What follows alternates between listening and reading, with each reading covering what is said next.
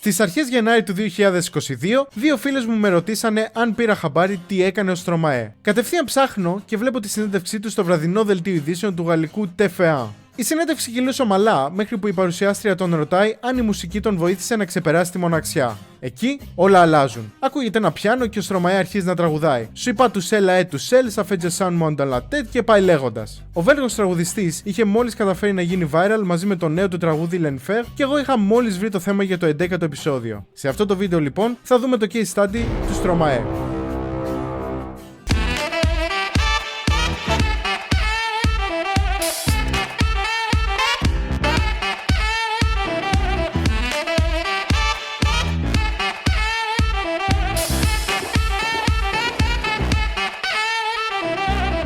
Για να είμαι ειλικρινής, η προσωπική μου σχέση με τον Στρωμαέ ξεκίνησε πολύ αρνητικά, μιας και αντιπαθούσα το Allogon Dance αρκετά για να το θεωρήσω σαν το χειρότερο τραγούδι που άκουσα το 2010.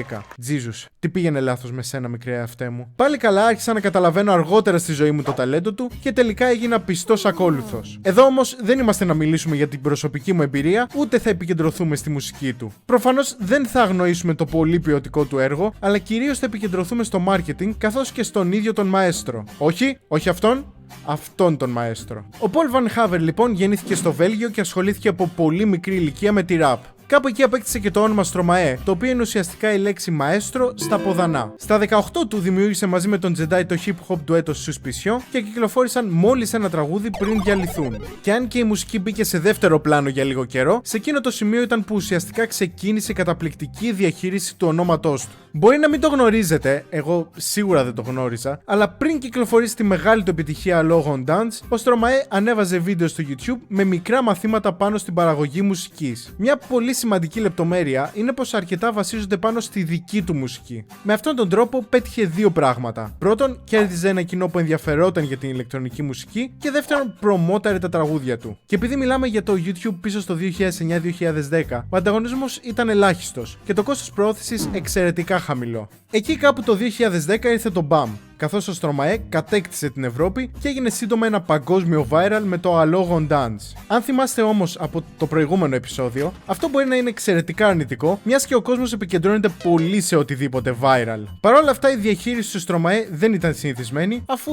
συνέχιζε κανονικά τα μαθήματά του online. Ναι, μπορεί να τραγουδούσε πλέον σε μεγαλύτερες σκηνές και να έκανε tour, αλλά ο ίδιος είχε μια προσέγγιση χαμηλού κόστους στην προώθηση της μουσικής του. Γίνεται όμως αυτή η προσέγγιση να συνδυαστεί με πολύ καλή προώθηση? Αν έχεις την ιδιοφυΐα του Στρωμαέ και των συνεργατών του, η απάντηση είναι ναι. Ο Στρωμαέ κάπου εκεί αποφάσισε να μας αποδείξει πως μπορεί συνεχώς να γίνεται viral. Και όλα ξεκίνησαν από έναν σταθμό τραμ των Βρυξελών μια βροχερή μέρα του Μαΐου. Πολλά άτομα σοκαρίστηκαν όταν είδαν τον Στρωμαέ να παραπατάει και να λέει ασυνάρτητα πράγματα. Τότε έκαναν κάτι το οποίο προσωπικά το θεωρώ απέσιο. Έβγαλαν τα κινητά τους και παθανάτησαν τη σκηνή με τον κατά τα φαινόμενα μεθυσμένο καλλιτέχνη. Και επειδή είχαμε μπει ήδη στην εποχή των social media, δεν άρχισαν τα πλάνα να κατακλείσουν το ίντερνετ. Γελάει καλύτερα όμως όποιος γελάει τελευταίος. Δηλαδή ο Στρωμαέ, όπως βλέπουμε ξεκάθαρα και στο βίντεο κλιπ. Αυτό που έκανε ο Στρωμαέ είναι να επικεντρωθεί στα earned media, όπως τα λέμε. Συνοπτικά, στα earned media συμπεριλαμβάνονται όλες οι αναφορές σε μια επιχείρηση ή ένα brand που δεν έχει δημιουργήσει ή πληρώσει η ίδια η επιχείρηση. Με λίγα λόγια, ο Στρωμαέ εκμεταλλεύτηκε την ανάγκη για κουτσομπολιό τόσο του κόσμου όσο και των ΜΜΕ, προκειμένου να κάνει μια τρομερή προώθηση χωρίς να ξοδέψει απολύτως τίποτα. Όπα, μια μικρή παρένθεση για κάτι που έμαθα τώρα. Ο τίτλος του βίντεο κλιπ λέει στο τέλος «Ceci n'est pas une leçon». Αυτό δεν είναι μάθημα. Στην πραγματικότητα, αυτό επρόκειτο αρχικά να είναι ένα ακόμα από τα μαθήματά του, αλλά αποφάσισαν να το βγάλουν σαν βίντεο κλιπ και να κοτσάρουν το ότι δεν είναι μάθημα στο τέλος. Και έτσι απλά εμπλουτίζεις την ιστορία σου και αποκτάς και συνοχή. Πόσο τέλειο! Αυτή η συνοχή μάλιστα είναι σημαντική για την επιτυχία του. Ο Στρωμαέ διατηρεί για χρόνια κάποια συγκεκριμένα χαρακτηριστικά που σήμερα συναντάμε στο ίσως πιο διάσημο είδος παγκοσμίως, την K-pop. Αναμειγνύει διάφορα μουσικά είδη όπως house, disco, latin και hip hop, φοράει φανταχτερά ρούχα του δικού του brand Mozart και χορεύει ιδιαίτερες χορογραφίες που εχμαλωτίζουν το μάτι. Αυτό του δίνει τη δυνατότητα να ξεχωρίσει και μάλιστα τραγουδώντας στα γαλλικά. Όπως και στην K-pop που τραγουδάνε κυρίως στα κορεάτικα, όχι, συγκρατήσου. Δεν μιλάμε για την K-pop τώρα. Άλλη στιγμή. Πού είχα μείνει? Α, ναι. Ο Stromae λοιπόν φαίνεται πως ήξερε αυτό που αναφέραμε ήδη για τους Radiohead. Η ολοκληρωμένη εμπειρία δεν σταματάει στην ακρόαση τραγουδιών, αλλά σχετίζεται με πολλά παραπάνω, μεταξύ των οποίων είναι και η κατανάλωση ενός narrative. Και ένα σωστό narrative γουστάρει τη συνοχή. Πέρα από όσα αναφέραμε ήδη περί συνοχής, υπάρχει και κάτι ακόμα. Συγκεκριμένα, μιας που ο Stromae έπαιζε ρόλους σε πολλά βίντεο κλιπ του, ο ίδιος φρόντιζε να τους διατηρεί και σε εμφανίσεις του. Κοινώς, never break character. Υποδιόταν τον μεθυσμένο στο Formidable? Οκ, θα το κάνει και στο μετρό του Μοντρεάλ. Έπαιζε μια άψυχη κούκλα στο Παπαούτε? Θα κάνει την άψυχη κούκλα και στο live των NRJ Music Awards ή του Home, με πολύ παρόμοια ρούχα μάλιστα. Έπαιζε δύο χαρακτήρες, έναν άντρα και μια γυναίκα στο Tous les Mêmes. Θα δώσει συνέντευξη στο Grand Journal, εμφανιζόμενος και σαν γυναίκα και σαν άντρας ταυτόχρονα. Μα παίρνει ώρες το γύρισμα και το μοντάζ, ταυτόχρονα είπα. Και στο τραγούδι βάλει και πίσω πράσινο background όταν εμφανίζεται ο άντρας και ροζ όταν εμφανίζεται η γυναίκα. Να μείνουμε consistent και με το βίντεο κλιπ. Αυτή η συνοχή δίνει στο κοινό τη δυνατότητα να συγκρατήσει τη μνήμη του και μετά να ανακαλέσει εύκολα τον Stromae. Θυμηθείτε το αυτό, γιατί θα μας χρειαστεί σε λίγο που θα μιλήσουμε για το σημαντικότερο κατά τη γνώμη μου χαρακτηριστικό του.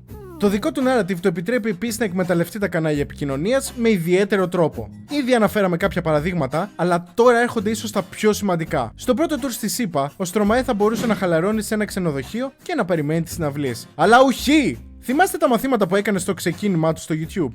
Τι καλύτερο από το να τα συνεχίσει ξαφνικά κατά τη διάρκεια του tour του και μάλιστα με τη συνεργασία των Pitchfork, The Fader, Billboard και Time. Και μην ξεχνάμε, never break character.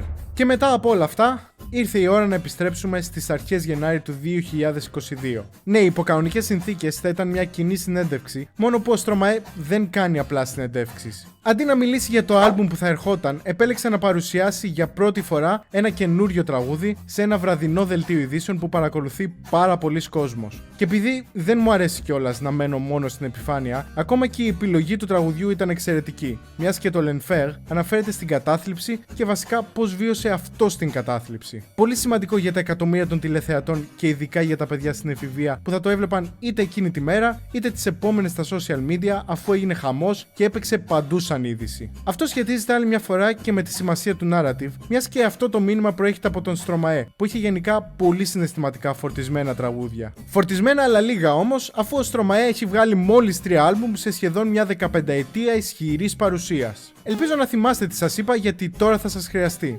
Ο Stromae έχει την πολυτέλεια να εξαφανίζεται για καιρό, επειδή εμείς τον διατηρούμε στη μνήμη μας και τον ανακαλούμε εύκολα. Αν προσέξατε, αναφέρθηκα κυρίως στο πως ο ίδιος γίνεται viral, όχι η μουσική του. Δεν ξέρω αν το έχει σχεδιάσει, αλλά ο Stromae μας πείθει πως είναι πολύ σημαντικός και πρέπει να επικεντρωθούμε σε αυτόν. Δείτε ακόμα και τα cover των άλμπουμ του, όπου είναι αυτός απλά μπροστά από αδιάφορα φόντο. Έτσι, είτε παράγει μουσική, είτε ασχολείται με τη μόδα, είτε δημιουργεί περίεργες χορογραφίες, μας κάνει να νιώθουμε πως έχουμε μια εξαιρετικά exclusive εμπειρία μαζί του που αξίζει να θυμόμαστε. Για κλείσιμο, είπα πως δεν θα μιλήσω για αυτό, αλλά δεν μπορώ να παραβλέψω τη μουσική του που αντικειμενικά είναι απίστευτη. Δεν ξέρω ποια είναι η σχέση σας με τον Stromae, αλλά αν δεν είναι ήδη θετική, θα σας παρακινήσω να ακούσετε περισσότερο, γιατί είμαι σίγουρος πως θα γίνει. Δώστε κιόλας πολύ αγάπη στο Αβέ Σεζάρια που είναι φανταστικό, αλλά αρκετά υποτιμημένο. Έτσι, για χάρη μου. Και εμείς όπως πάντα θα τα πούμε πάλι κάποια στιγμή στο μέλλον. Bye! Τι? Δεν έχετε κάνει ακόμα subscribe?